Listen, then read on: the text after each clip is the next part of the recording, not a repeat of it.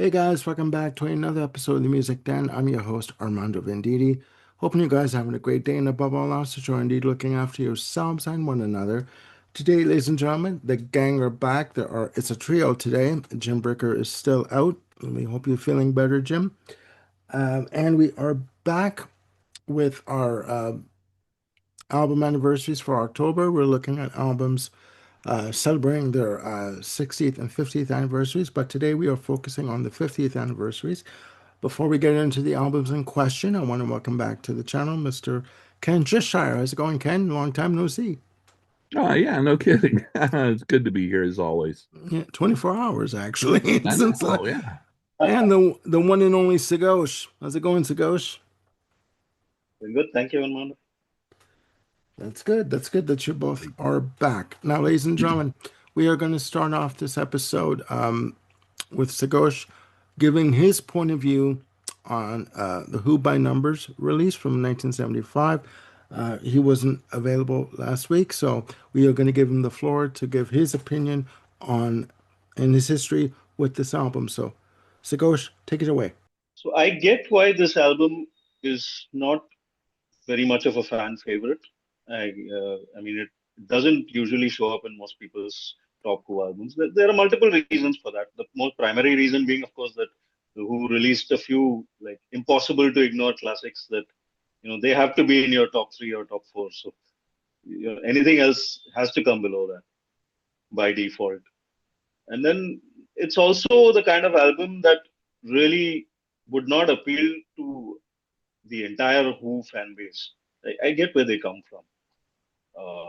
But to me, I think the Who by Numbers, even if it's not my favorite Who album, it's definitely an album that clearly defines why I love the Who.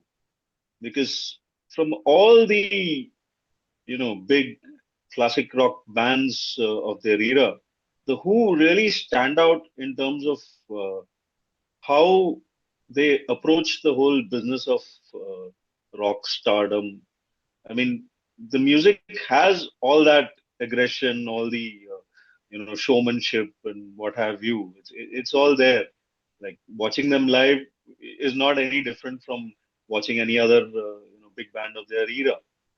But when you sit down and actually listen to the music, and even in the way they approach, like there's always this sort of loud, soft dynamic between Daltrey and Townsend. Many of their songs will have that quieter phase where Townsend comes in and sings something a little bit contrary and maybe both thematic and musical style to the main theme of the song.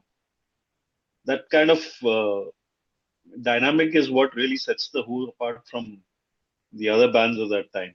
And basically, they come across, at least Townsend comes across as a very unwilling sort of rock star. I mean, he's put up here, but he doesn't know if he wants to be here. He doesn't know if he really belongs here.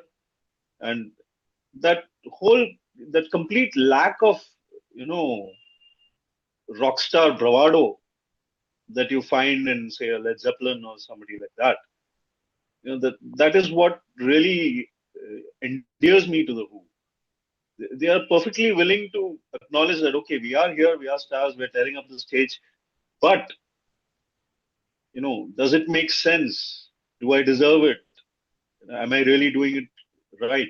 There's all this questioning, all this self-doubt and self-deprecation that really forms the core of Townsend's songwriting. And I think nowhere in the Who's discography does that stand out as much as it does on Who by Numbers. In fact, it's probably, in hindsight, maybe it was a mistake to release it as an album by the Who, because it is so intensely personal to Pete Townsend. It may Yeah. have done, may have been better received if it was a solo album, because Right.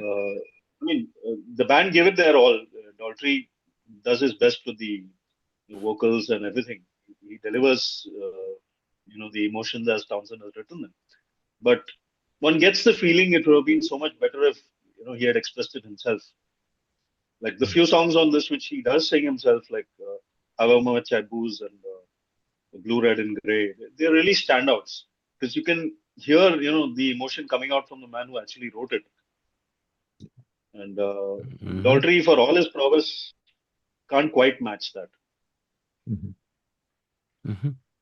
But song-wise, it's terrific.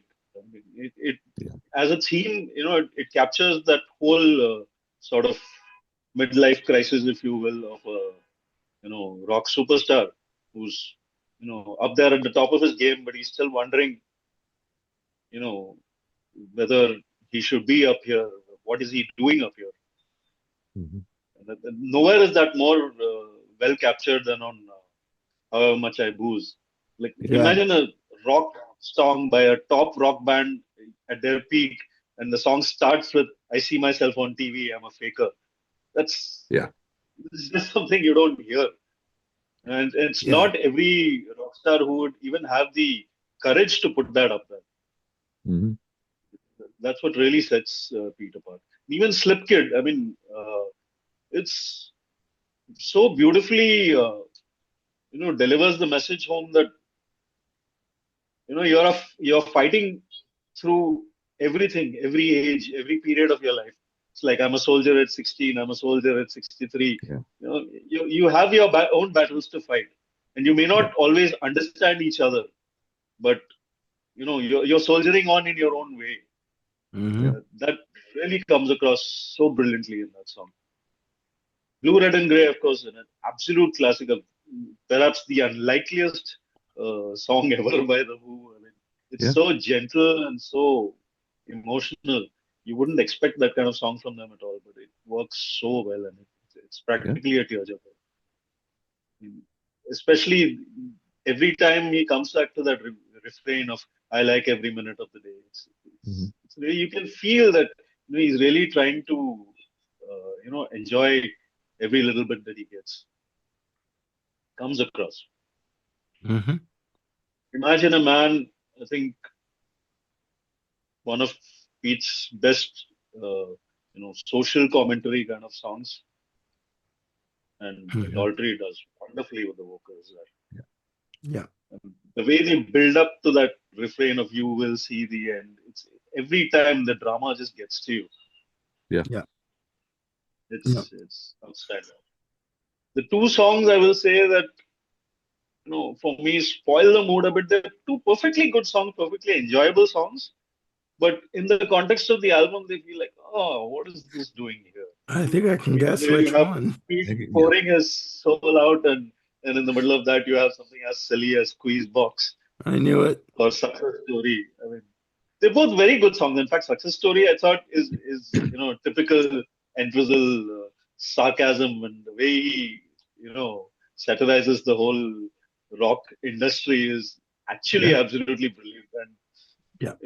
especially that line where he, brings out the entire fatigue of the rock star process, the entire music business process, where he says, back in the studio to record our latest number one, take 276. This used to be fun. Yeah. Yeah. Yeah. That's brilliant. I mean, it's a great song, but again, it might have, I think, kind of like My Wife on Who's Next. These are songs that maybe would have done better on an Emphasis solo album, or maybe as just standalone singles or something. Because in the Yeah. middle of this, intensely emotional kind of record, they really sort of get in the way. As the Squeeze Box, such a fun song. I mean, it's a very obvious choice for a single of this album Yeah. because the rest of Yeah. it is Sure. really, not recommended for casual listening at all. But again, it just seems so trivial in the light of everything else. But it's a Mm-hmm. Sure. great song. I mean, taken on its own, it's extremely enjoyable and fun. It's just Well, one of those moments when yeah, well, Townsend said he always considered it a throwaway. it is. I So mean, but Yeah. it's it is. it's classic pop songwriting. It's got the Sure. hooks, it's got the sing along chorus, but Yeah. yeah, it's just not what they were doing at the time. Yeah. Well, it fits in well with the earlier stuff like Yeah, Pictures of Lily, Mhm. yeah, you know, and Marianne yeah, with the shaky hand, Marianne with a that kind of shaky hand. Yeah. yeah. Well, all I can say about Squeezebox is when you're a 5-year-old kid and that comes on the radio, you have no bloody idea what that song is about, right? Like you cannot comprehend, obviously. Well, it And does have a banjo in it, so my sisters weren't about to tell me. So I mean, so but yeah, I get what you're saying. yeah, It's a ghost. And just a quick note, very good. Squeezebox has pretty much been in the set list ever since over the years. No, really. So yeah, so no, please continue, Sakosh, if you have more to say. So yeah, I mean, overall, I think this album is very, very good. It showcases a different side of the Who. In fact, the Who by numbers is probably a very bad title for the album because it suggests like they're going through the motions, they're just doing the Yeah, standard stuff Yeah, without thinking, they're just on autopilot. It's a poor title in that sense, although it's cleverly correlated with the brilliant artwork by Andrews, the join the yeah, dots. That was very neatly done. But yeah, I mean, a realistic, I don't know how you would frame it, but a realistic title would be something like, who's on the other side or something like that. yeah, Because it really is so dramatically different from, the rest of their everything work. else. Yeah. yeah, Yeah. yeah. No, Shigosh, do you But it's a think great this is, album. yeah, do you think this has gained more respect over time? I don't know. I still don't find a lot of discussion about it. Maybe a little more than it used to be. Yeah, I mean, it's probably getting there slowly, but again, that's the fundamental problem with the Who, right? After you put out like Tommy Quadrophenia and Who's Next, three in a row, sure. no Yeah, matter what you do, people are going to have a hard time, putting anything else in that same space. it's the nature of the beast. It's the nature of the business where people, the critics and record companies are always going to compare you to what you did previously and whether or not it stands up. And And even objectively speaking, I can accept that those are probably better albums musically in every way. But it's more about artistic development, yeah, and where you recognize that this is where the artist is at this point in his life, and it may not hit you the way his best work or what is conventionally considered best work does, but it's a very important statement of his state of mind. yeah. I, Very, And I, I think it very. totally belongs in the Who canon. I I agree agree. with you. I agree. It's one of my favorites. Yeah. I just, well, one question, Sagoshin, and I got your statement, but do you think that this album should have been the next to be given a box set treatment and release as opposed to Who's Next, which is coming out October 31st, ladies and gentlemen. Go get it. Uh, Come on, really? Haven't they done everything possible with Who's Next already? well, no, no, no. Sorry. Who are you? Sorry. Who are you? Oh, who are you? Right. Yeah. Yeah, I mean, again, that kind of tells you where even the record company thinks that this album stands in their Yeah. canon. It's a bit sad because there is probably other material, or in fact, considering the fact that these are such intensely personal songs, Yeah. there's a good chance that Pete's own rough demos may make for even more interesting listening than the Yeah. final Correct. Yeah. band Yeah. versions. That's true. So Um, there is definitely a case for that. And I think they just went for that because Who Are You is like such a recognized anthem. It would be much easier to sell, I suppose. Though, as an album, I don't think Who Are You comes anywhere close to this. Although I love that too. It has its great moments. yeah. Yeah. Yeah. But yeah, it's not, anywhere near this. Yeah. Yeah. No, just quickly, my correction, ladies and gentlemen. Who Are You? Super Deluxe box set in various formats coming out October 31st. Go get your copy. We have ours on pre-order. But I just with I agree with everything you said. I think Yeah. you hit the nail on the head. Good points.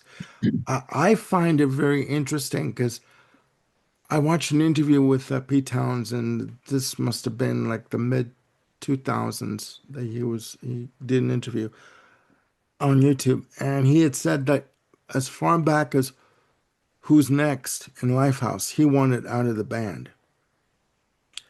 He had felt that the Who had done everything that they wanted to do, that he was a spent creative force, and that he really didn't want to do it anymore. So, and then he comes out with, Who's Next, and then Quadrophenia. So I'm thinking like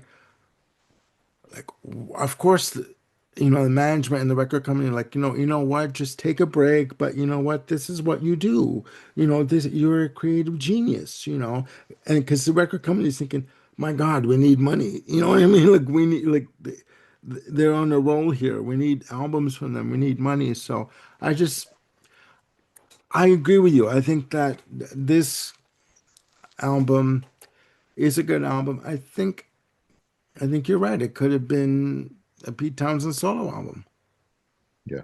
you Oh, know, easily. because Well, also Armando, I remember reading Quadrophenia got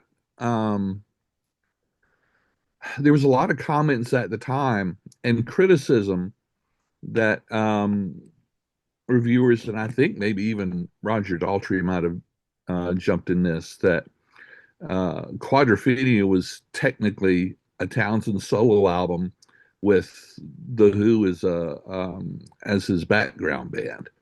I mean, there's no Entwistle songs yeah, or anything like that. So, Townsend was delving more into the electronics and stuff.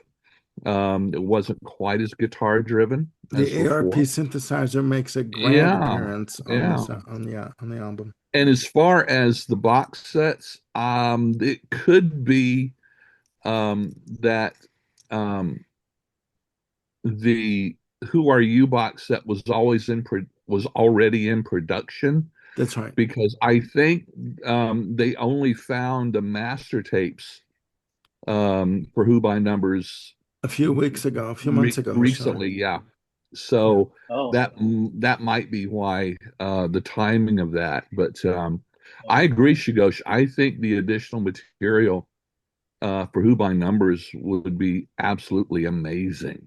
I'd like to hear Um, it. the I'd like to hear peeling, it. yeah, like an onion, peeling some more of those layers back.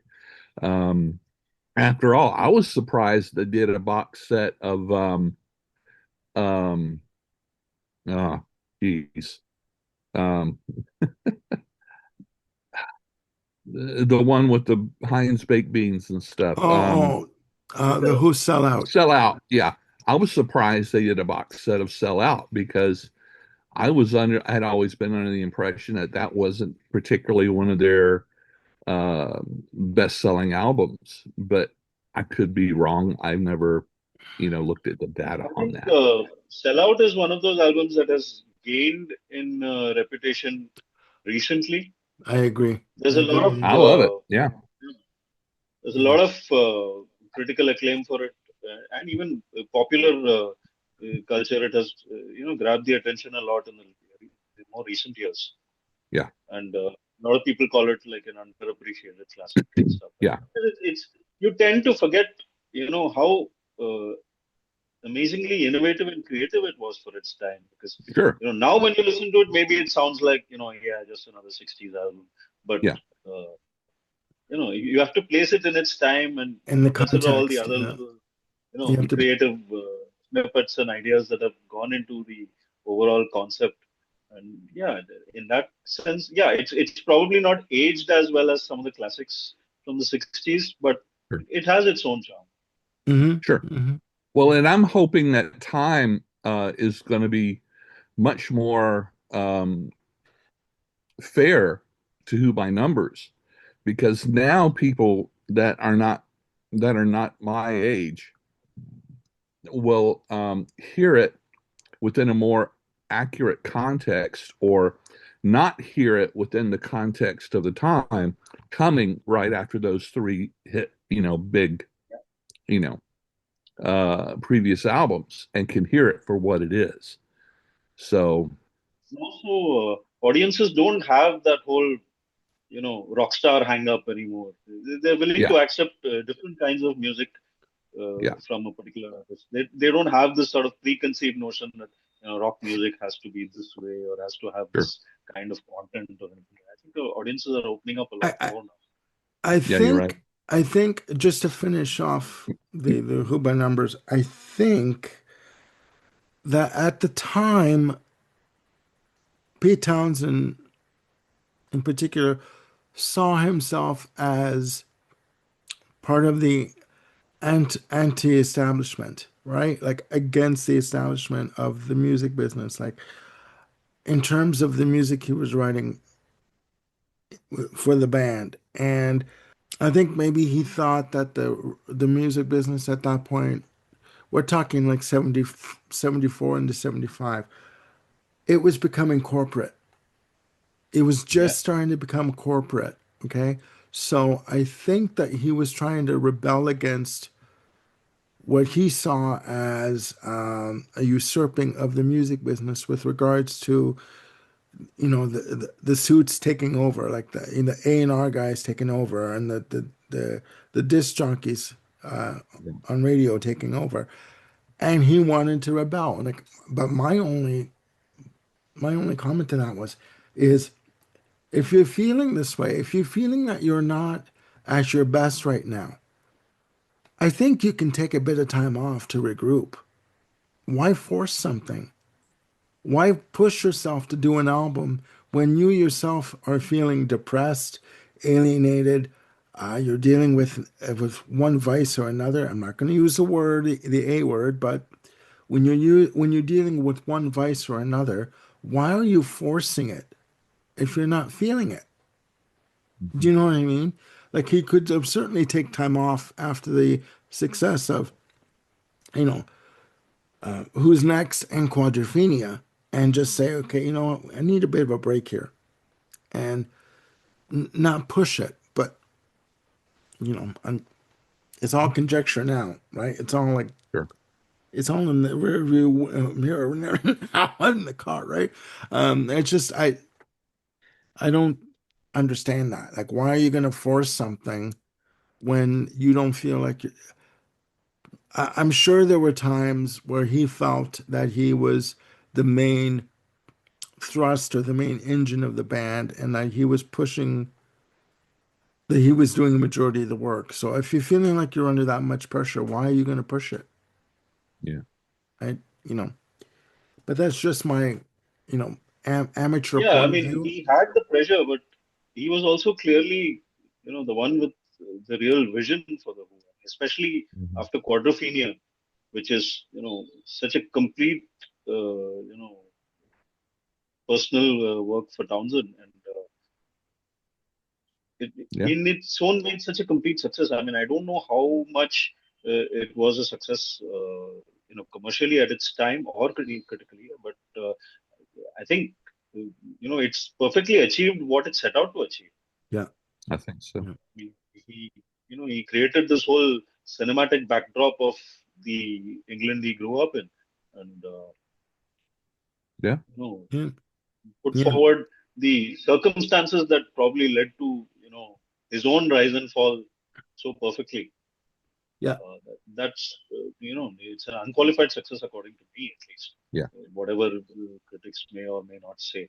So I mean, I think he may have felt burnt out and dependent on you know other negative influences and things like that. But to me, as a songwriter, he was still at the top of his game. Yeah. I Yeah. agree. All right. Well, thank you, Sagosh, for that insightful and on point Spot on. Yeah. take on Who by Numbers. Fantastic. I'm telling you. We must carry on, ladies and gentlemen. Man, do we have another four albums for you? Ah, Woohoo! Okay. Um, they run the gamut, okay, in terms of musical style, musical genre, just overall everything in context of this episode. So, we are starting off with Vandergraaf Generator with God Bluff, released October 10th, 1975. Recorded from June 9th to June 25th, 1975. Very short recording time with an overall playing time of 37 minutes and 44 seconds. The album was produced by the band, released on Charisma Records in the UK and Mercury Records in North America. I will pass the virtual mic over to Ken, and you can give your opinion on this release. Okay. Thank you, Armando. I was I've never been really familiar with Van de Graaff Generator. I've very familiar with the name, but for some reason I've always confused the name of this band with the name of another band that of course I can't remember when I need to remember of whose music that I've never cared for. But anyway, this was a very pleasant surprise to me. I knew it was a prog band, and uh, my experience was with prog has been very mixed. But as a general rule, with some exceptions, my favorite prog is what I refer to as classic prog, early prog, like late 60s, early 70s, the beginning of prog. And this is very mid 70s. Um, I like it. It's very dramatic and theatric. I get many times in listening to this album, I feel a little bit of I feel a little bit of Jethro Tull in there in some form or another. And I don't remember which track it was because there's only um Four. four tracks, Four. but I actually felt a little bit of Spinal Tap in here that Oh, Lord. these Okay. guys or one of these tracks maybe influenced something from the original Spinal Tap album, which I'm not going to complain about. Um, much of Peter Hamill's lead vocals are include a lot of what's technically called Sprechstimme, which is kind of a combination of singing and speaking.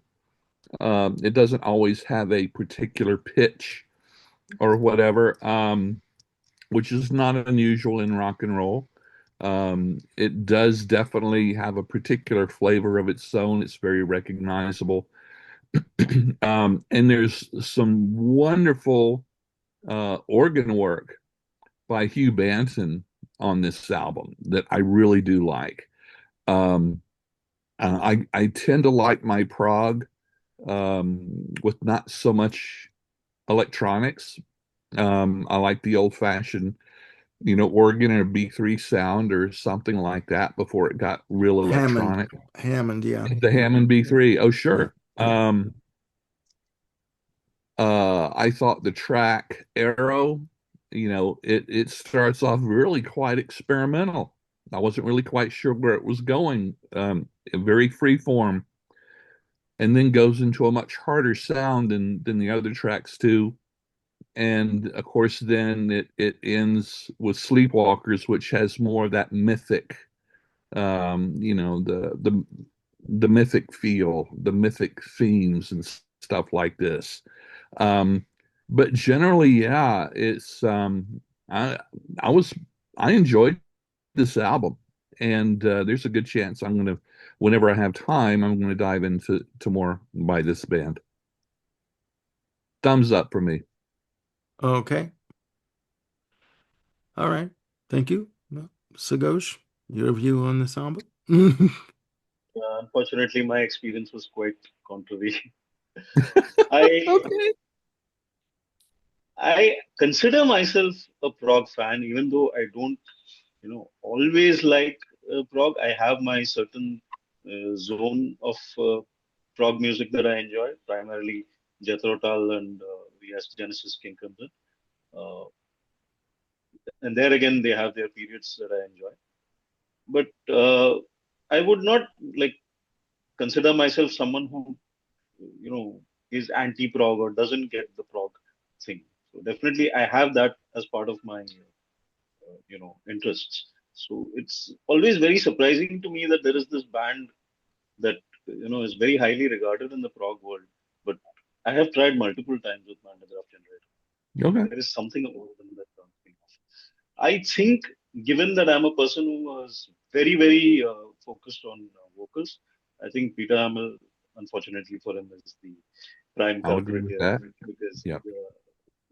his I get what he's trying to do here. He's making it very grand, very theatrical and all that, giving it a very stage show kind of feel. Hmm. But Yeah. it gets fatiguing to me when every song sounds like it's come out of a Broadway play or something. Yeah, I get you. Oh, yeah. Yeah. And his vocals are very overpowering. I mean, there's actually a lot of great music happening underneath it, but it's a little hard to tune out his vocals and focus on what's happening from the instruments. Uh, so in the end, if you're not liking the primary sound that's up front, which is the voice, the rest Yeah. of it tends not to interest you as much. And overall, as much as I listen to Underground Generator, I just find them a little tedious. I'm unable to get through it, and it's very surprising to me as well because I do listen to some off the beaten track kind of prog, and I enjoy Gentle Giant, who are Yeah. definitely by no means the prog band of choice for newbies. Uh, Right. but Yeah. somehow there is something a little bit more interesting even in Gentle Giant for me that I don't find here. A lot of this music just came across as a little meandering and tedious. I think the only song that really stood out to me a little because it had the more traditional elements of riff and hook and things like that is the Sleepwalkers. Yeah.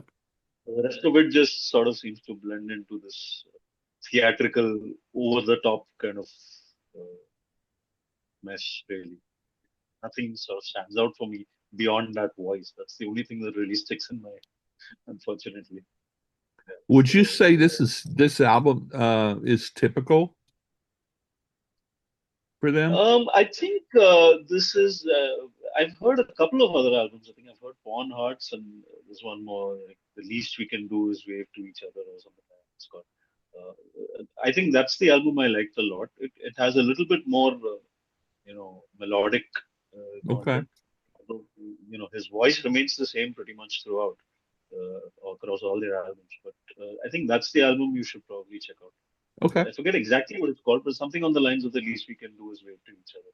I Okay. believe that's, yeah. Yeah, I think that's the name of it. Um, okay. Uh, thank you, Sagosh. My opinion on this album? No. Oh, Um, I, yeah. Um, I've listened to Pawn Hearts before. I've tried to listen to Pawn Hearts. Four tracks in total. That's 37 minutes and 44 seconds I'll never get back out of my life ever again. Uh, but at least it wasn't longer. oh God. Um, although I mean, yes, there are I mean, how can I put this album? I call it an organized mess in terms of you have a lot of textures going on here with flute and organ and just oh my God, saxophone, etc. But a lot of wall to wall textures of organs and sax and just a lot of experimentation going on. And I can deal with that. I can deal with that. What I can't deal with is Peter Hamill's vocals. I Yes. cannot deal with the vocals. It is too jarring. It is too like you could be sitting there listening to the like whatever instrumentation's going on and the vocals come on, you're like, Yeah. Yeah. shit. The bombs are going off. It's like, we're being attacked. It's that kind of a feel for me. Um, and 1812 overture happening. yeah, I can't deal Bring with up the it. cannons. I can't. I've tried. I'm sorry, ladies and gentlemen. I've That's okay. tried, but it's not for me. I cannot. I can't deal with it. And there is a box set called the Charisma Years that came Yeah. out in 20, I think it was 2019 or 2020. There were like 18 discs in there. All of their like the albums that were released on Charisma. I was gonna buy that years back. Thank God I didn't. I'm sorry. Well, don't because Christmas is coming up. So, No, no, I can't do it. In my notes I have here, vocals are very reminiscent of Arthur Brown. Remember the Fabulous World of Arthur Brown? oh yeah. That's when I Okay, hear that's good. when I hear Peter Hamill come in with a harsh vocal line and his the way he delivers it, I think of Arthur Brown. The song Fire. Like Yeah, from years back. Like, that's what I yeah. think of. That's what I think of. It's So, true, it has a very novelty kind of feel to it. It might work for one song, but when you've got it happening song after song, album after album, I think it just kind of takes away from what he's trying to say lyrically. and Sure. exactly. And there is nothing wrong with the musicianship of, David Jackson on sax, Hugh Banton on the Hammond organ and bass pedals, and you've got Guy Evans on drums and percussion. There's nothing wrong with their musicality or with the compositions. It's just the vocals just are too jarring for me. I cannot deal with that. I can't. I just Okay, Armando, I have a question for you. yes. Between him, which would you choose? Him or Shane McGowan from the Progs? Neither. I Neither. would choose Shane McGowan. I I would choose can't. Shane McGowan because Well, the kind see, of music the Pogues make, no. Shane McGowan works with that. Yes, I would not choose Shane McGowan singing this kind of music for sure. No doubt about that. But for what the Pogues do, I think he works great. I just Okay, can't do it. I can't do it. fair enough. I can't do it.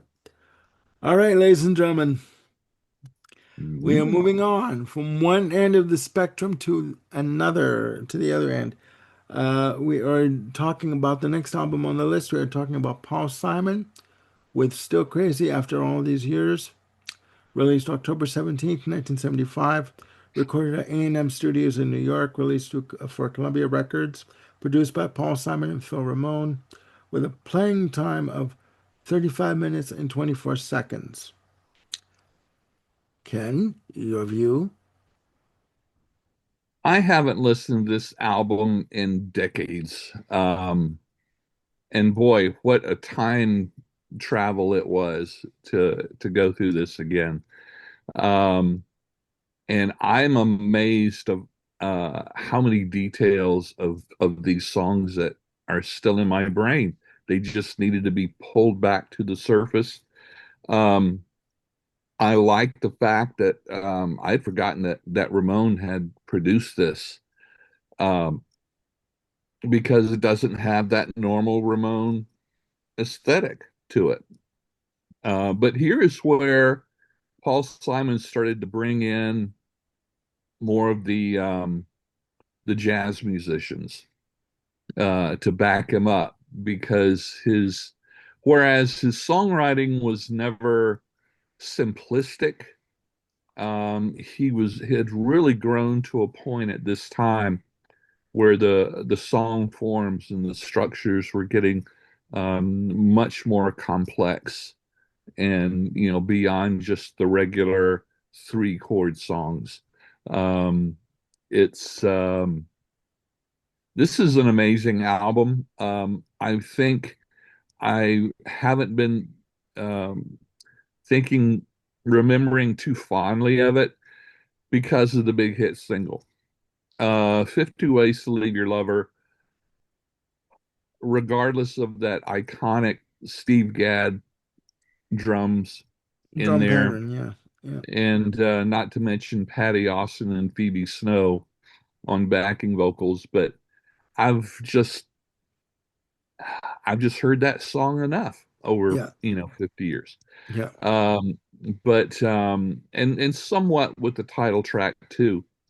But his songwriting is just so amazing. I mean, one of my favorite tracks on this is My Little Town. I knew it. I The knew it. Garfunkel guests on this, and Yeah, uh, for music that is just so incredible and could actually be identified as uplifting, juxtaposing it with the lyrics yeah.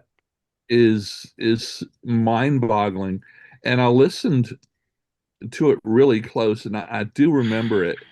But at the end of the song, when it keeps repeating the chorus, the background vocals, the chords, um, nothing but the dead and dying back in my little town.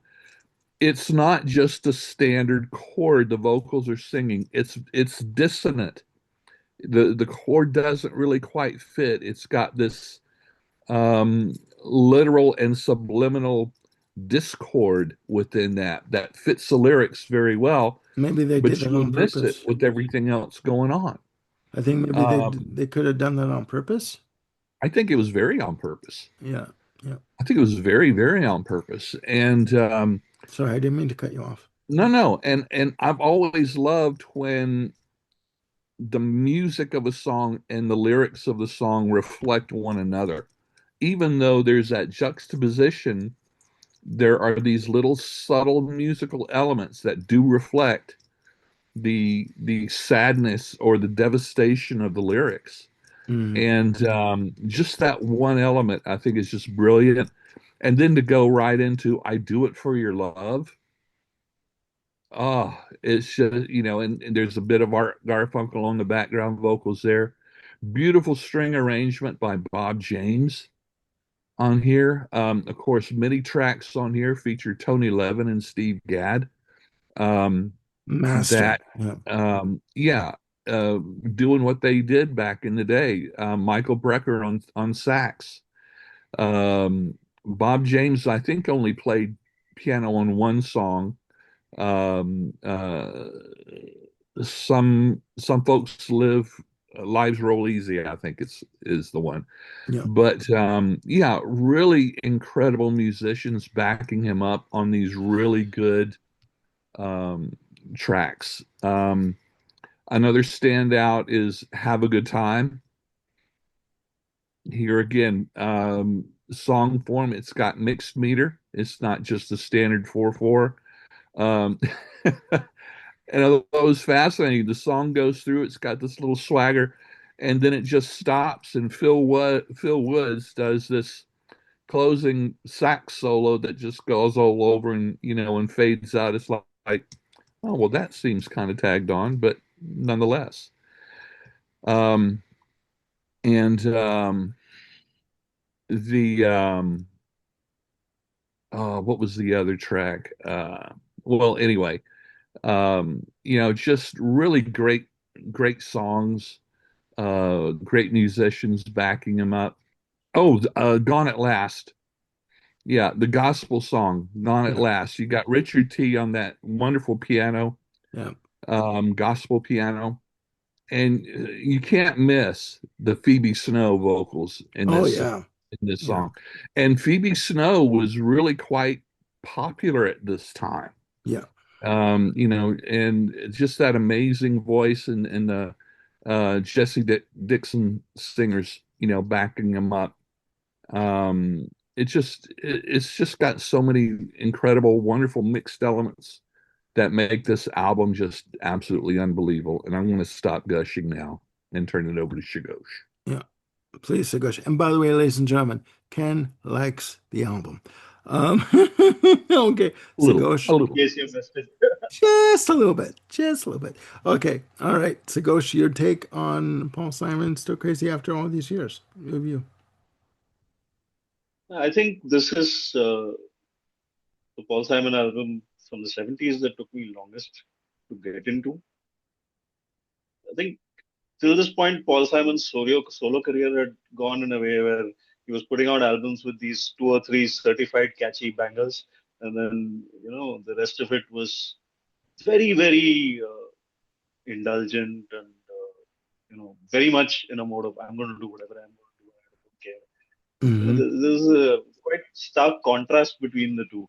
I mean, if you look at the first album, you have Mother and Child Reunion and Me and Olio, and which are like instant first listen they grab you, and then the rest of it is like really quite strange. It takes a lot of listens to get into the rest of the album. Similarly with There Goes Rhyming Simon, you have Kodachrome, you have Loves Me Like a Rock, and you have Take Me to the Mardi Gras, which are like three instantly likable songs. And then again, the rest of it is much more subdued, much more intricate. Takes a lot of time to really wrap your head around it. Mm-hmm. I think this album does follow in the same vein because again, you got the two bangers which are 50 Ways to Leave Your Lover and Have a Good Time. Both of them are like very easy to like, very easy to grab at first listen, and the rest of it a lot more complex. But the difference I think for this album is that for the first time he's got a really unified sound and mood going. Like the whole jazz elements, the jazz musicians, and Yeah. the overall very, I think, except for the gospel track Gone at Last, the overall feel is very, very after hours, very wind down, relaxed, take it easy kind of scene, Yeah. and that whole approach works very well for the musical and lyrical content of the album. It you know it gels with the mood so well, and some of the quieter songs take a lot of time to get into, but once you're there, you can really appreciate the beauty of stuff like Night Game and Silent Eyes. Melodic content is like so good. It really, once you get there, it really, really moves. 50 Ways, I mean, yeah, it's been played to death, but it is a hell of a song. I mean, it's got that humor, it's got that classic, drum lyric, and Yeah. the chorus is unstoppable. I mean, you just cannot, stop yourself from singing along. It's a perfect song. I mean, it's got the catchiness as well as the complexity and the wit and the sarcastic humor. It's got everything, and it's delivered with such feel. You can sense that this is a guy who really put himself in that situation and sort of expressed it exactly the way that somebody really might. It's a classic. However much it's overplayed, and have a good time again. In fact, as Ken was mentioning about that little wild sax solo at the end, I think it fits in so perfectly with the song because the whole song is all about, Sure. he's talking about his birthday and having a party and letting go and Sure. letting loose.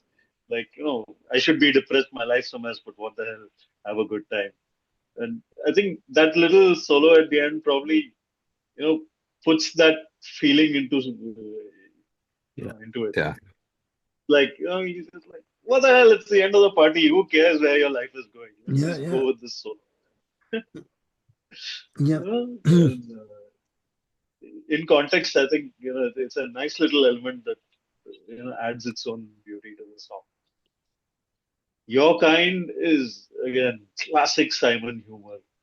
I mean, the way he, manages to mockingly trivialize how people look at relationships. Like, you like to sleep with the window. I like to sleep with the window open, and you keep the Yeah. window closed. Goodbye. I mean, it's like it's a perfect satire of how lightly people seem to take the effort and the lifetime of you know investment that a relationship has to go through.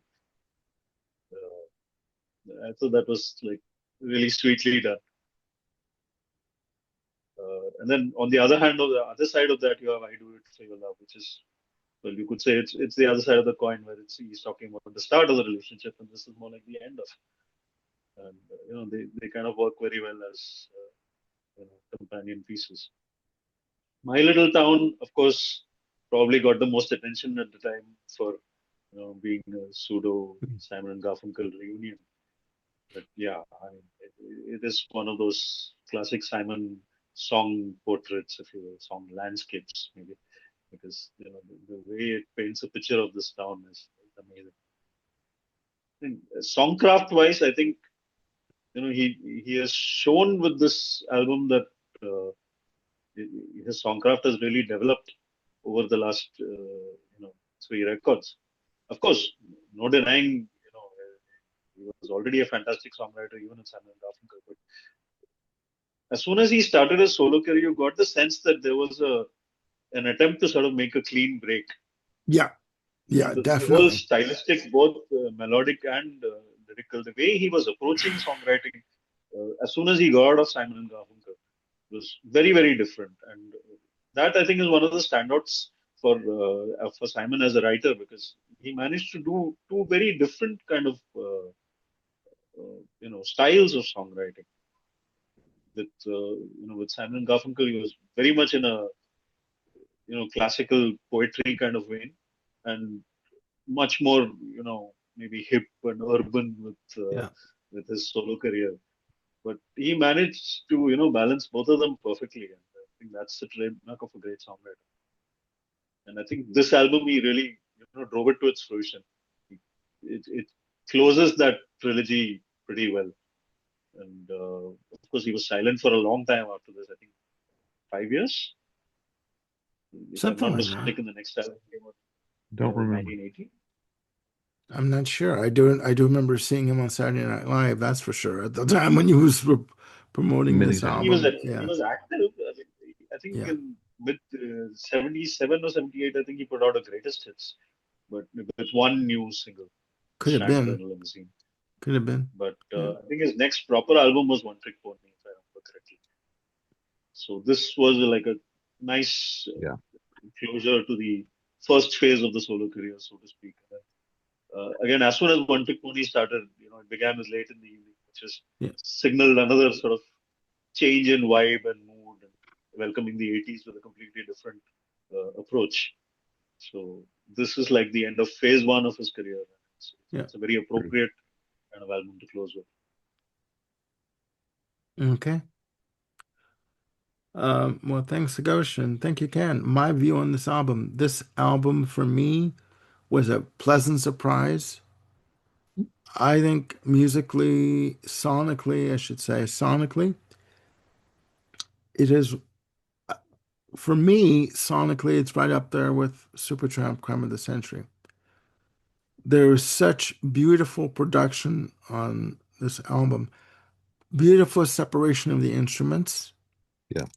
Uh, every note, every instrument comes through clearly as a bell. It's amazing, and the songs are just fan bloody tastic. They are just so good. When you've got, let's put aside Phil Ramone for a second, but when you've got Steve Gadd on drums, right, for some songs, and you've got the what I call the triple prong attack of Valerie Simpson, Patty Austin, and Phoebe Snow on backup vocals, mic drop. You're Sure. done. You are Yeah. done. These three divas are just that. They're divas, and they come through crystal clear, and they shine. I Mhm. think the still crazy after all these years. The talent track, nice use of Fender Rhodes on that. Strong bass, but a lot of strong, prominent bass work on this album. My Little Town with the co-lead vocal with Art Garfunkel. Sorry, there's only coffee in this cup. I promise, guys. Yeah, can't douse it. But I think that was a nice touch, for My Little Town. I think the songs are very introspective. Overall, in terms of the subject matters, I think that one song, okay, 50 Ways to Leave Your Lover. Okay, obviously the Columbia was going for the single, right? And it's a good song, but it's been played to death. That drum pattern from Steve Gadd aside, I think that it's been played to death. Again, I'm talking about the production of the track. I think it's great. Sure. Night Game, that that ends off side one at just under 3 minutes. Again, great bass and guitar on that, and it's a great story. It's a great story to tell. You can feel that, to me, the character in the story is looking back on his life and remembering what it was like to grow up in the neighborhood that he grew up in. And I think it's just fantastic. The use of strings is all over this album, and they're used beautifully. They're not Mhm. overused. They're used judiciously and effectively. Have a good time. Ooh-wee. I mean, like, you know, I mean, let's backtrack a second. Gone at last. Hallelujah. I mean, we've gone to church. Great Yeah. vocal from Phoebe Snow on this. It is just so full of attitude and swagger, just like have a good time. Again, Phoebe Snow is to me an unsung hero. Poetry Man. I think this was when Poetry Man Sure. came out, right? Yep. Beautifully done. Beautifully done. Gorgeous piano on Gone at Last. I'm going all over the map here, guys. Uh, and it does have that gospel feel. Oh, yeah. Gone at Last. Um, Other songs of note, again, Have a Good Time. Again, the vocals do have a swagger and attitude to them. Uh, Nice backing vocals from Valerie Simpson on this. I just and the final track, track 10, Silent Eyes. To me, I just have gorgeous piano on this. To me, this is the album Elton John should have made at the time. Yeah. Okay, I'm sorry. I mean, I, I I was very pleasantly surprised, and I'm not really a Paul Simon fan. I know of his songs, but I was not expecting to fall in love with this album, and I did. I thought it was just bloody amazing, and I wanted more. You know what I mean? I wanted Yeah. more. You And might want to give a listen to One Trick Pony. That doubles down with the jazz musicians. okay, Soundtrack to a film that he made at the time. I've always loved One Trick Pony. I'll okay. take this album and One Trick Pony over Graceland any day. So go ahead, post your hate down in the comments, people. But I said it. Well, Graceland is a whole other animal altogether, Sure it but is. we won't even go there. But no, I think that Stir Crazy, after all these years, ladies and gentlemen, put this album on, turn the lights down low or turn the lights off, and just sit back with a drink or a coffee or a tea, as I do, and close your eyes. And if you haven't heard this album, you are on a journey, and you are taken away, and you are all the better after listening to this album. I think it's just wonderful. And kudos to, all respect and love to Patty Austin, Valerie Simpson, and Phoebe. Phoebe Snow. I just, it shook me. It really did. And not many albums do that to me. This one did. So, oh boy, I feel like I've just been to church myself right now. Um, you know, but it is a good album and it really needs to be talked about more, I think. Now on to another album. Elton John, Rock of the Westies, released October 24th, 1975, recorded in the summer of 1975, released through DGM in the UK and MCA in the US, produced by Gus Dudgeon, fantastic producer, with a playing time of 43 minutes and 39 seconds. Ken, your view on this album? Okay. 1975, I think I was 16 when this came out. God help me. Go on. Um, and again, I was buying all the Elton John albums the day they came out. So the 16-year-old me would give this a hard two thumbs up. At 66, not so much. Um, it just hasn't aged well with me. It feels very, very of its time.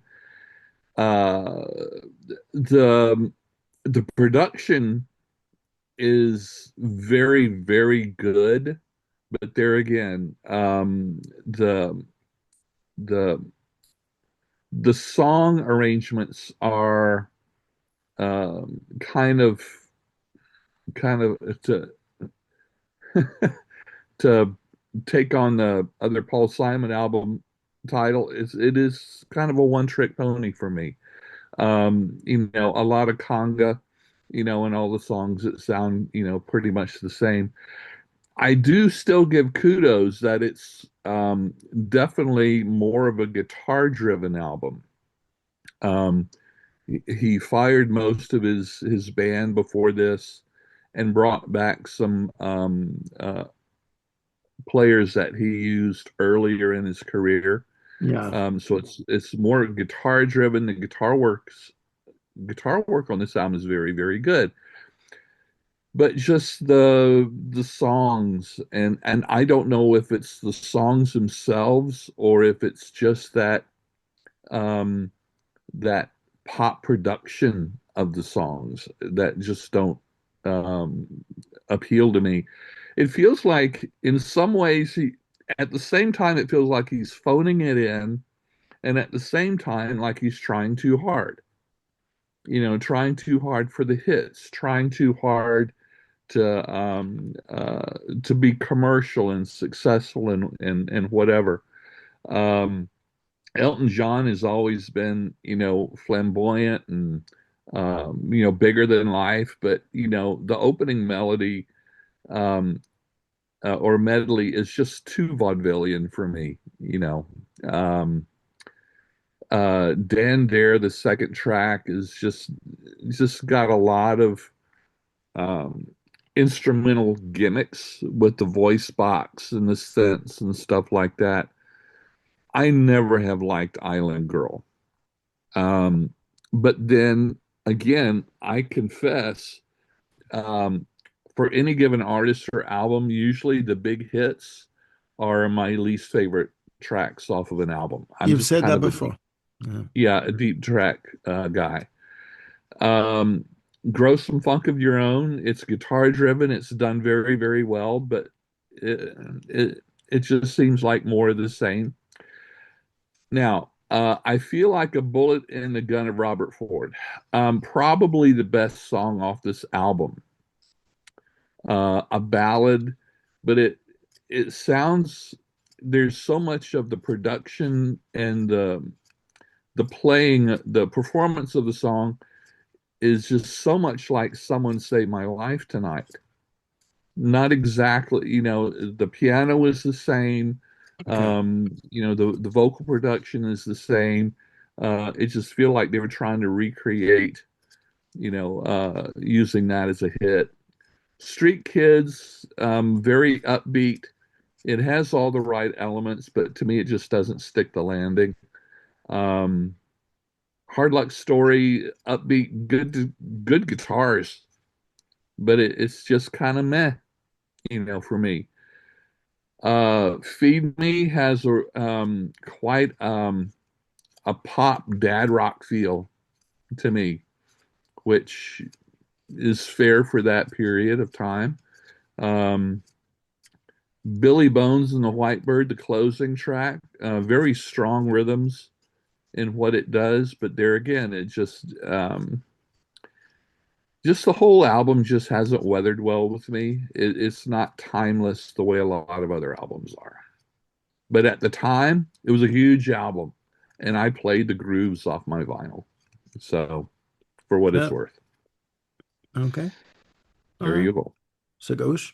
So yeah, conventional wisdom suggests that this was the point where Elton John's classic period tapered off, and given this was what I had heard, I had stayed away from this album.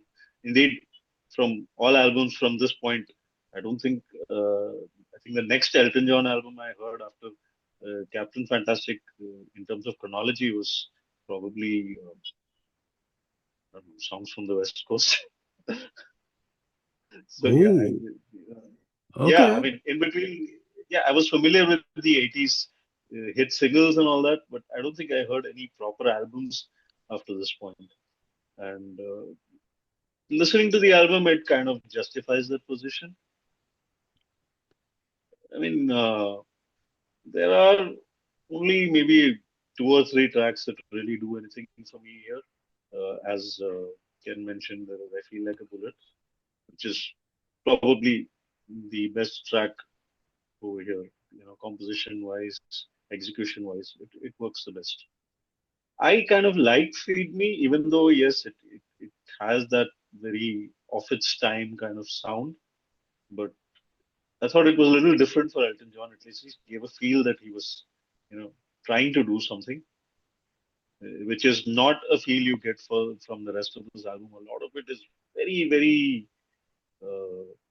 tired rock and roll cliche kind of stuff. Although the first couple of tracks do try to, get things going in a positive way. Uh, you know, uh, the medley and there have their share of interesting elements, even if they're not quite the bangers you expect Elton to start off with, like he did through most of his records in the '70s. But they had something, but after that it just drops off. Island Girl, Grow Some Funk. These are not songs that do anything for me. Really. Like I said, the only bright spots are I Feel Like a Bullet and Feed Me to some extent. Rest of it is like, you can't really find fault with it, but at the same time, it's not something that, demands a second listen. You're perfectly willing to listen to it once and let it go. Yeah. There's really nothing that stays with you here, which is very remarkable for someone who's had, an incredible run till that point. I mean, Captain Fantastic was such a great album, and immediately following up with this, maybe you kind of got the sense that that was all he had at the time, and it probably took him a long time to you know Yeah. replenish the creative juice. Mm-hmm.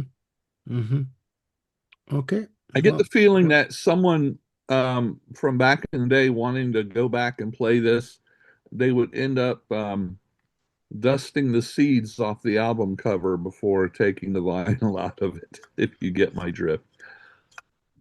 yeah. Um, well, I mean, yeah, I hear what you're saying, Ken, and thank you, Sagosh. My view of this album, uh, um, no. Um, Aside from having LaBelle doing backup vocals on the lead off track, medley of the medley track, and Island Girl as a single, you could tell Island Girl was going to be the single, and even if you didn't know that it was going to be released, you could tell that that would be the song that management Yeah. Yeah. and and the record company would go for. But no, this album for me I didn't really pay attention to it when it came out, but I do remember hearing that he was in a depression. I watched a documentary on the Behind the Music on VH1. He was in a depression mode at this time when he released Rock of the Westies. And I think that this album went to number one just on the strength of the fact that it was an Elton John album. I really don't think that musically it holds up with the rest of his catalog up to this point. Now, refresh my memory. Did Captain Fantastic come out after this or before this album? Before. Before. Before? He should have stopped at Captain Fantastic, take a break, and then come back stronger. This album suffers quite a bit for me. Musically, it's not memorable. He did wanna, he did fire Nigel Olsson and Dee Murray and replace them because he wanted to have more of a rock sensibility on the album.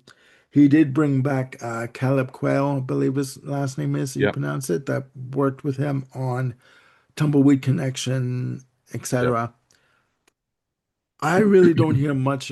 Yes, there are more prominent guitars on the album in terms of the arrangements and the production, but I really don't hear more of a heavier rock sound. I really don't. Uh, yeah, there's not much here that I would even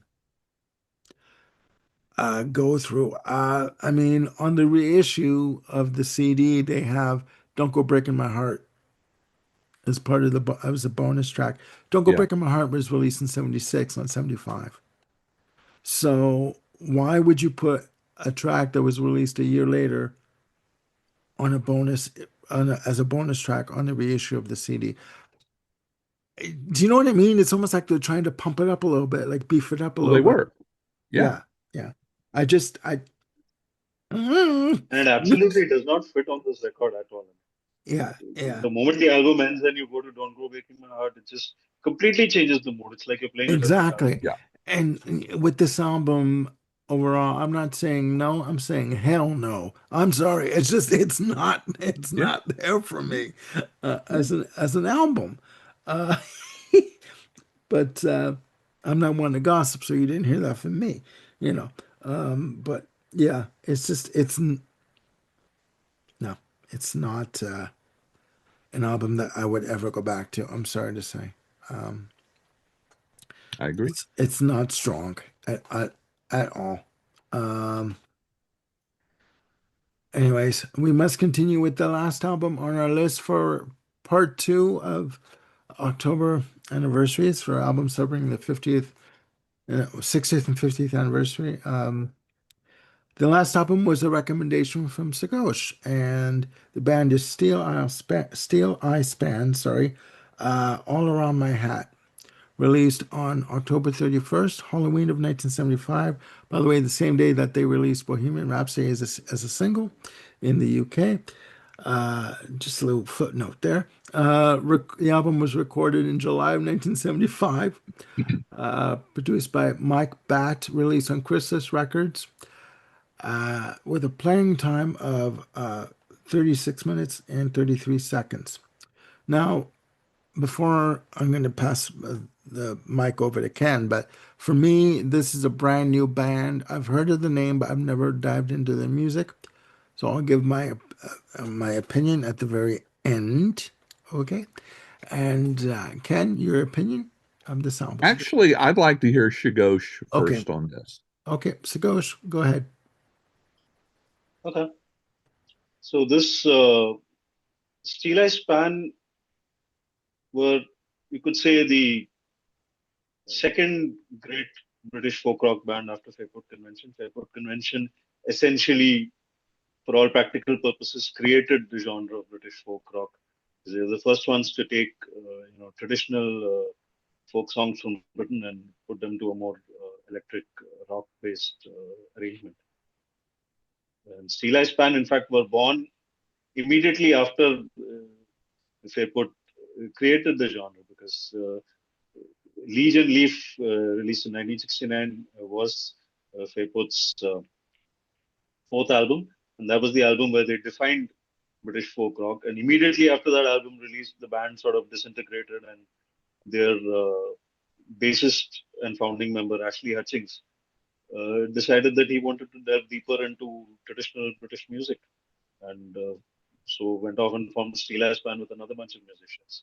And they were a fairly prolific kind of band. Of course, they didn't write too many songs of their own, but adapted a lot of traditional British music and added their own rock instrumentation to it. So this was their 10th album in what, 6 years? I think their first album was released in 1970, Ooh. and 75. This was their sorry, eighth album, not 10th. So yeah, they've been through a number of lineup changes over the years. I think Ashley Hutchings himself quit the band after 3 years and went off to do other things, like even more deep into traditional British dance music as opposed to ballads. We went on to form the Albion Band, the Chicken Steam Band, and lots of other side projects that basically covered the entire gamut of traditional British music there was, to be dug up at the time. But in his 3 years, I think, sorry, three albums with Steel Pan, he definitely created, what would be a blueprint for their sound. In 1972, they got the new guitarist Bob Johnson rather, and bassist Rick Kemp, and they really both of them added a different dimension to the sound of the band. And it got a lot more rocking and a lot more interesting at that point. 74 added Nigel Pegram on drums with the album Now We Are Six, incidentally produced by Ian Anderson. Okay, I So can see that that. that album is probably a good entry point for Steel Pan because it had that very prog rock kind of sound to it. Of course, they've always been exceptional musicians, but their sound leaned more towards a traditional folk on the first 2 or 3 albums. And by their fourth album, Below the Salt, they really started developing more of a rock sound.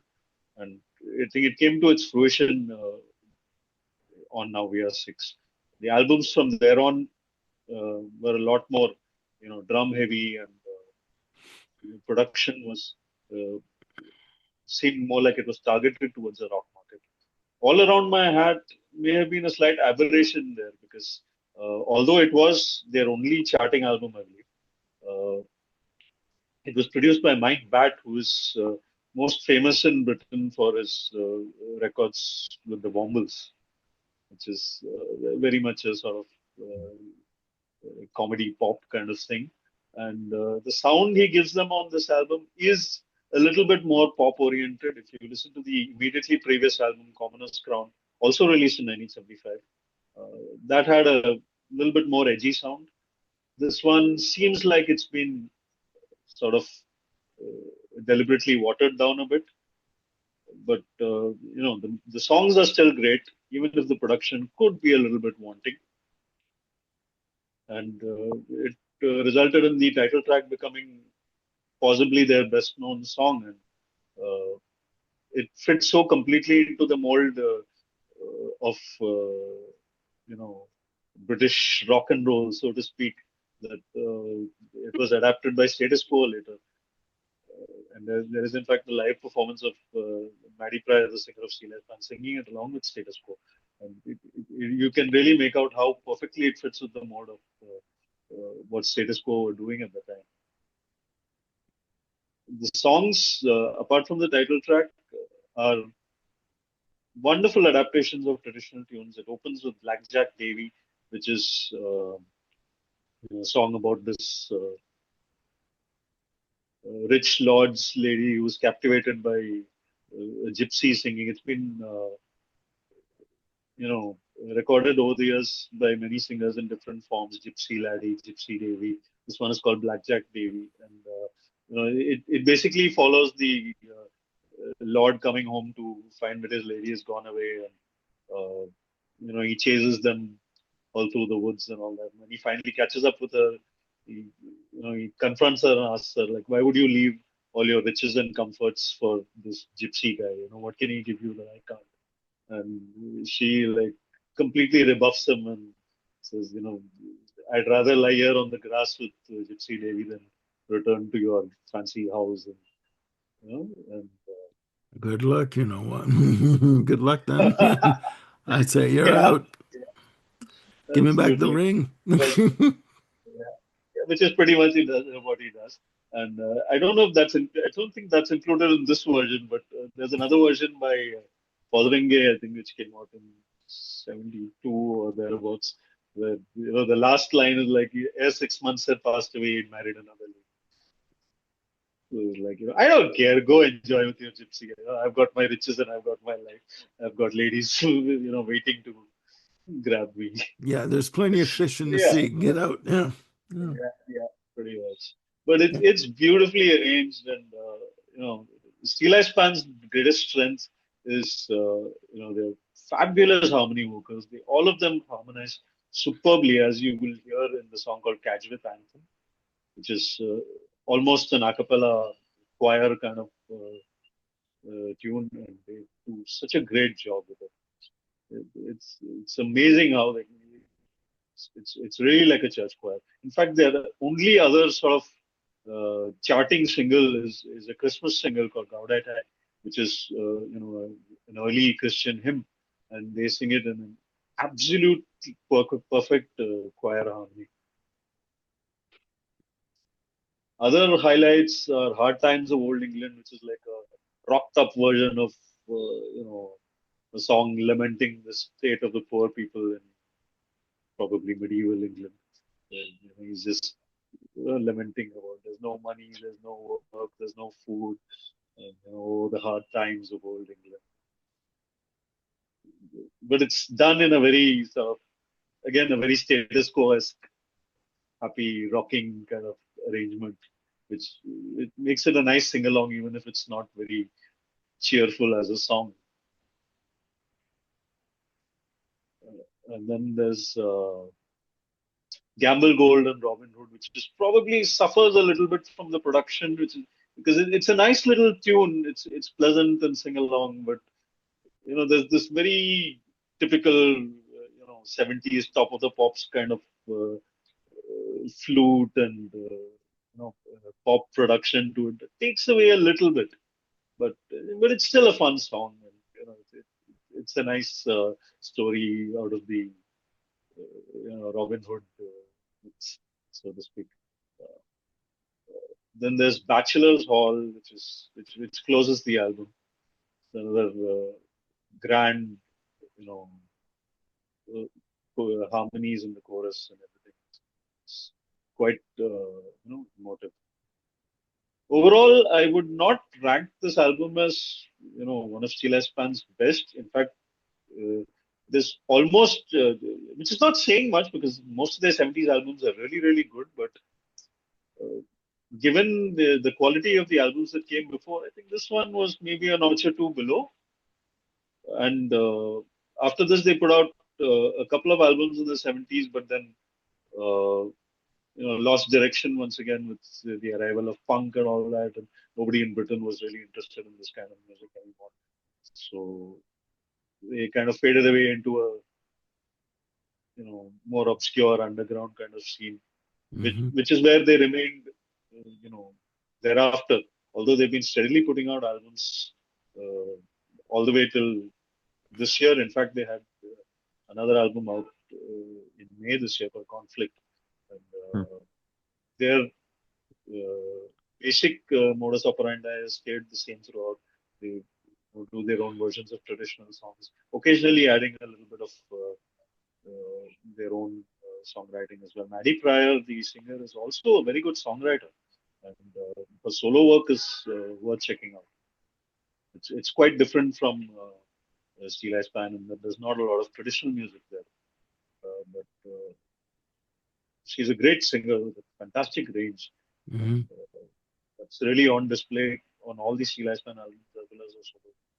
Mm-hmm. They're a band, worth delving deep into, even if they never really matched the greatness of their 70s work. There's always some good elements in a Steel Eye Span album. Okay.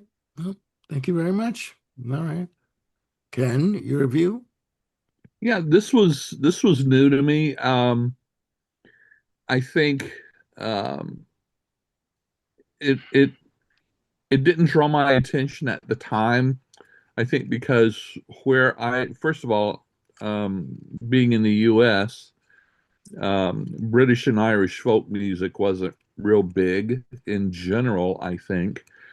But where I grew up, there just wasn't any radio or sources that played this stuff to hear it. Um, Well, uh, this was really a great surprise.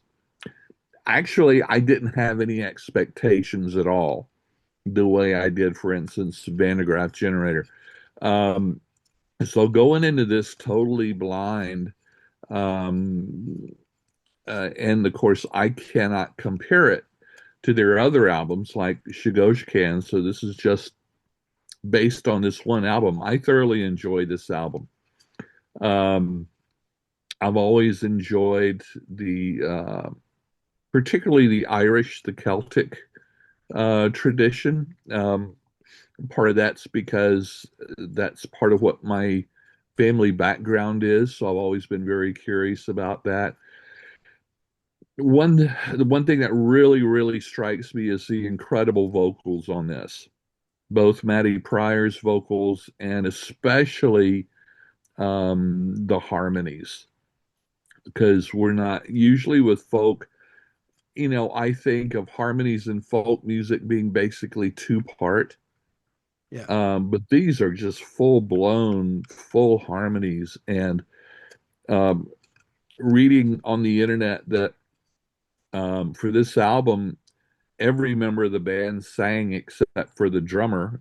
If Hmm. that's accurate, I don't know. Yeah. But Yeah. it seems to me they probably pulled this stuff off live probably very well.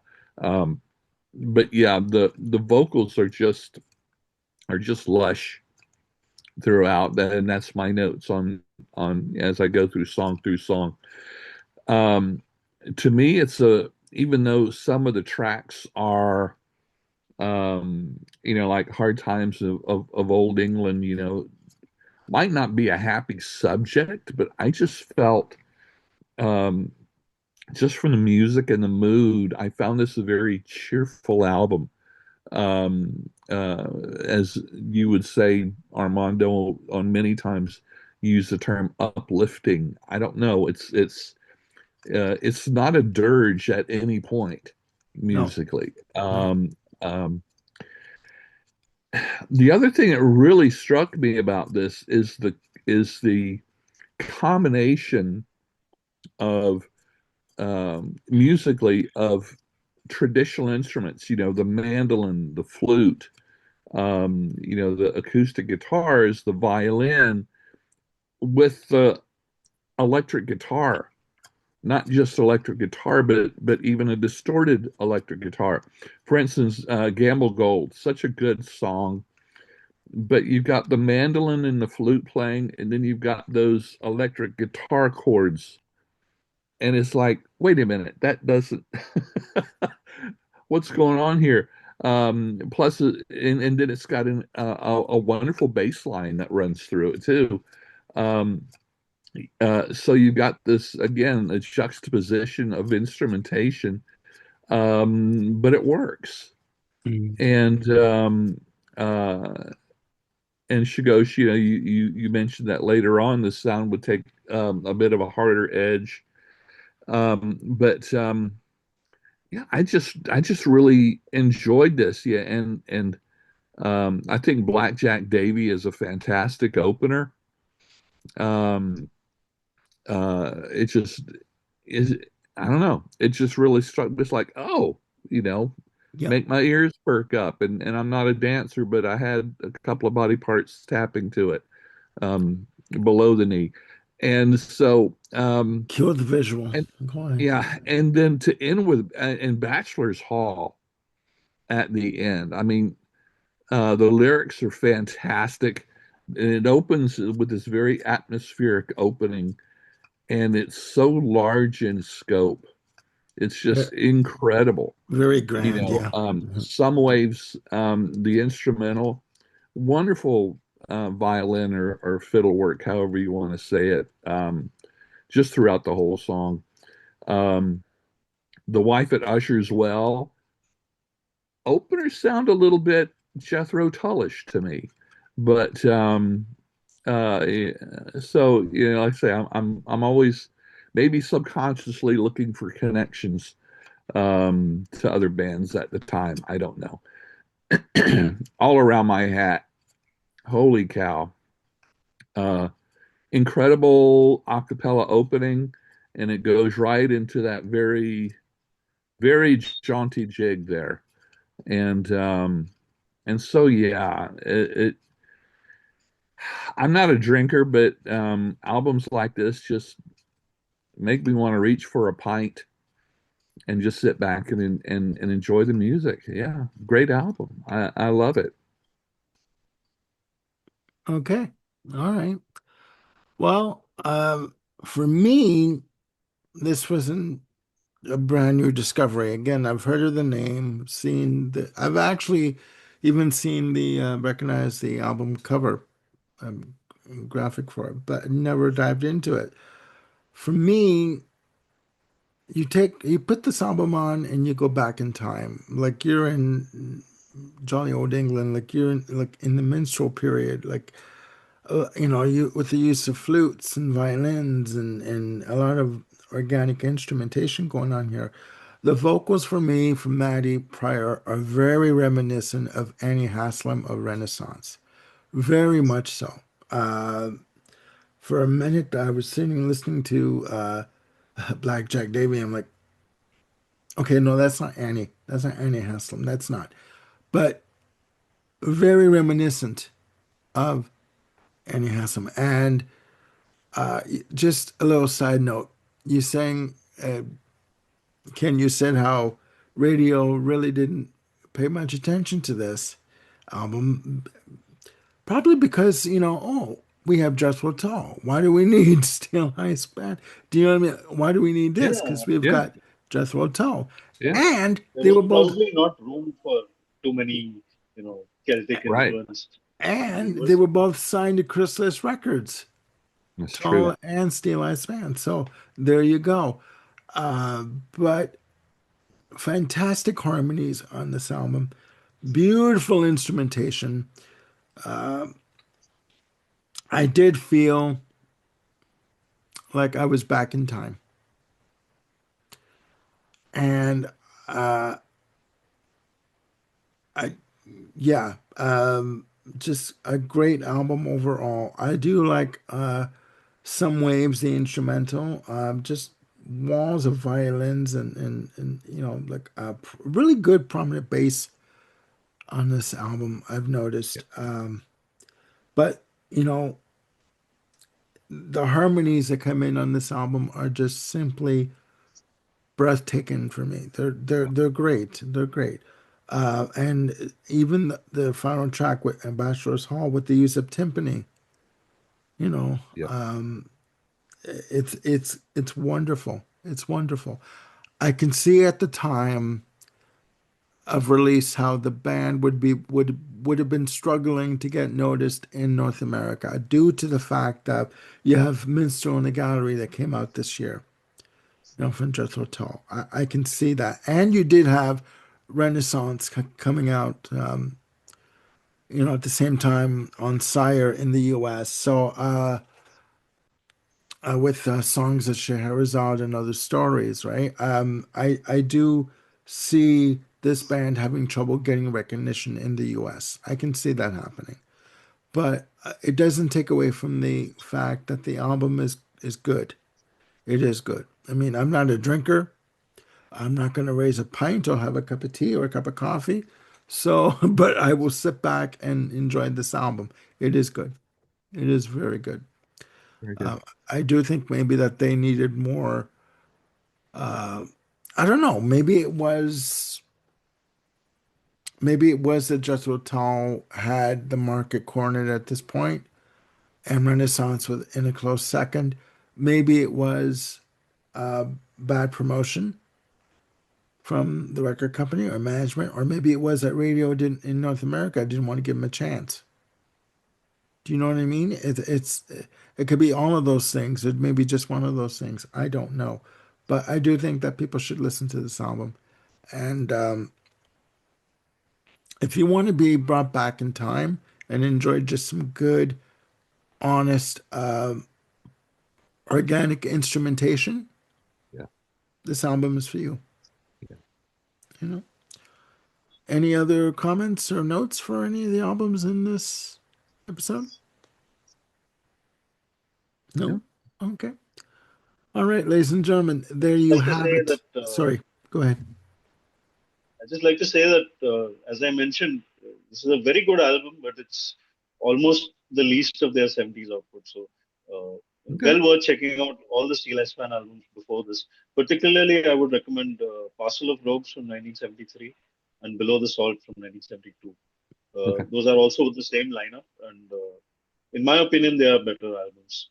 Although they don't have this consistent upbeat feel, Okay. there's a lot more variation on that, but the musicianship, the harmonies, everything else is just It's all as there. good and better. Cool. Good to know. All right, good to know. Thank you. All right, ladies and gentlemen, there you have it. Part two of album celebrating the 50th or 60th and 50th anniversary. Keep forgetting the 60th part. 60th and 50th anniversaries for the month of October. We will be back next week with part three, the final part. We have another three albums to talk about, and we're going to bring that to you next week. Again, I want to thank Sagosh and Ken for joining me on this journey of these albums. It's been great. It's been really good. And we miss you, Jim. We're going to see you very soon. Again, ladies and gentlemen, if you know of these albums that we talked about, please put your comments down below and let us know what you think. And you can stream all these albums on YouTube for free. And again, there's nothing wrong with opinion. No right or wrong answers. They're just opinions. And please click like and subscribe and do hit the notification bell to keep yourselves on top of any new content we got coming up. We got more shows that we're working on, and we are going to be working on at least of a couple of new shows. One on dealing with focusing on albums from Bob Dylan that Sagosh came up with, and that we're going to be zeroing in on that very soon. And we are doing more episodes on one in particular on Taylor Swift. God help me, and another one on the Tea Party.